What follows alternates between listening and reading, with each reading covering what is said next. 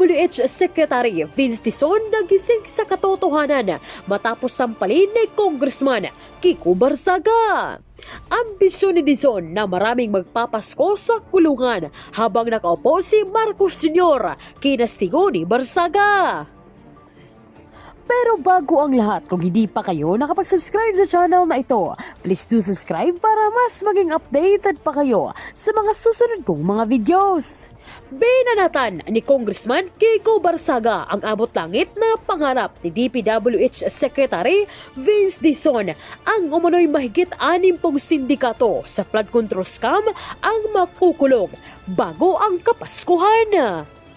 Malakas umano ang kanyang kumpiyansa na mabibigyan ng kasagutan ang mga maanomalya sa multi-billion flood control projects.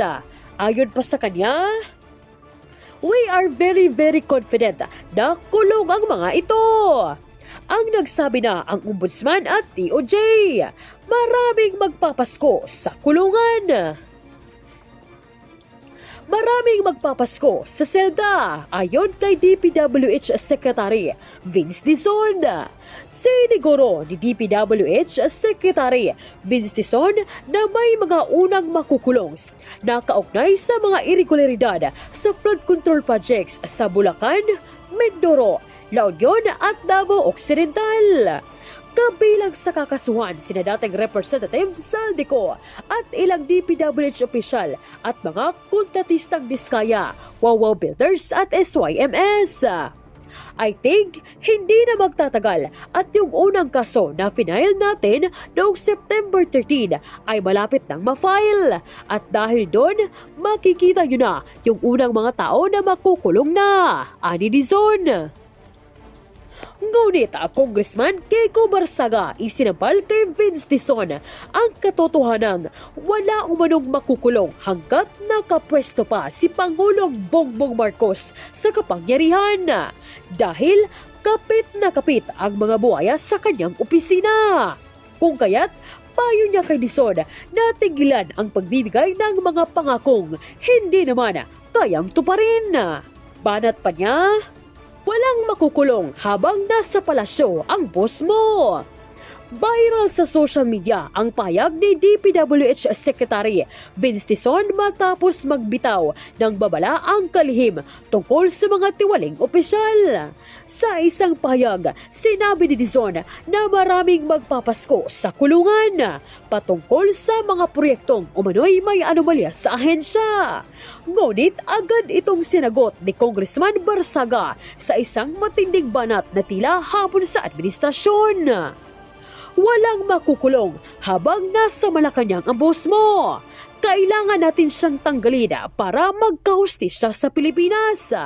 Giit ni Barzaga, tila ginagamit lamang daw ang mga pahayag laban sa katiwalian bilang drama habang nananatiling ligtas ang mga nasa mataas na pwesto. Dagdag pa niya, hindi umano magkakaroon ng tunay na hustisya hanggat may mga opisyal na protektado ng kapangyarihan. Samantala, iginiit naman ni Dizon na seryoso ang kanyang kampanya laban sa korupsyon at tiniyak niya na mananagot ang sinumang mapatunayang sangkot sa anomalya.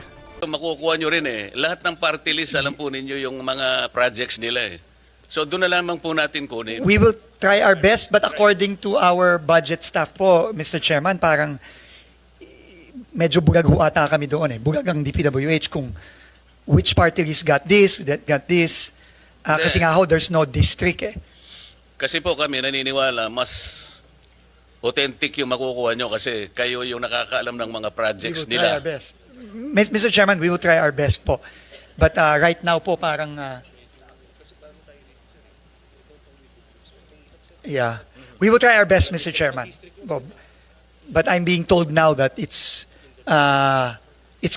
very difficult, close to impossible, to extract which district, which projects and saan yung inallocate for the Bigyan ko kayo ng clue para hindi po kayo mahirapan, Secretary.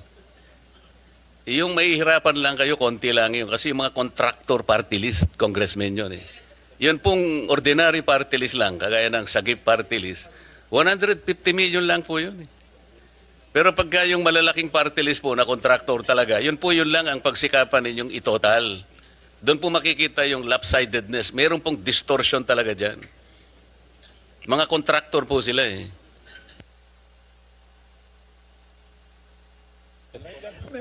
Mr. Chairman, we will also write the Committee on Appropriations and seek their assistance also kung paano po ang kung maibibigay nila sa amin yung detalye yun. But as of now, I don't think we have that information. Meaning we cannot extract from the HGAB specifically kung which line items, which projects were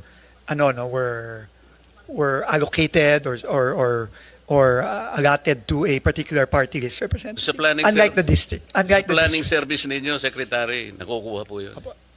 Sige po. Kasi si Josec Cabral noon, alam niya lahat yun eh. Sige po, Mr. Chairman. Unfortunately, Yusek Cabral is no Mr. longer in the Chair. department, but we will try our best. No? Mr. Chair. Senator Tulfo.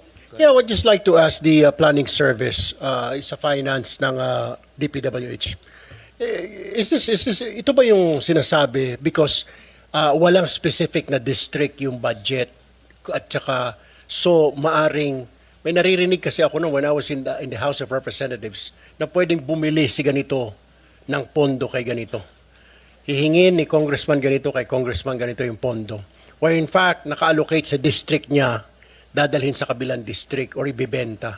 I know you've heard about that. I mean, Mr. Secretary. We have heard similar stories, Mr. Yes. Mr. Chairman. na yung pondo niya, pwede kong bilihin and dalhin ko, pwede ko ibenta ulit hanggang sa 3 kamay magpapasa-pasa. So, from 20%, nagiging 30, naging 40, Yes. hanggang sa wala nang natira because nga binenta yung pondo. Could it be, ito na nga yung sinasabi ni Senator Marcoleta, yung We have heard, allocable na ito. we have heard, Mr. Chairman, similar stories and we've gotten similar information na yung bentahan, bilihan, yung parking, yung sagasa, yung mga ganyang mga terminologies.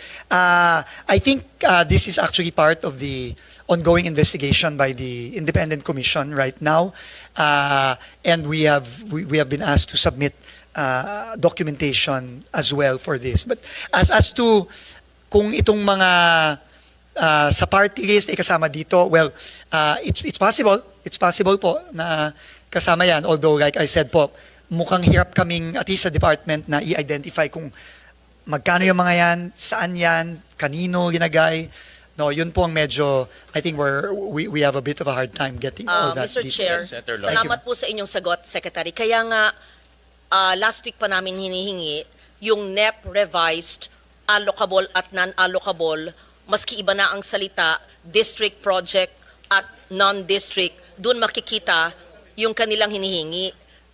Yung pong tanong nila, doon makikita. Kasi yung hindi po alam ng district engineer, titingnan natin. Hindi alam ng congressman, district engineer at mga mayor sa distritong yon, alam dapat ng region. Pag hindi alam ng region, alam dapat ng central. Pag hindi po nila alam lahat, tatapyasin ng Eagle Eye Chairman. Ganun lang po yun, di ba? Mapo. So I think what we're asking for will address the concerns of the other senators. If we are really serious, and I'm Yes. sure you are serious about cleaning up the system. Yes. Ma'am, I think Thank you.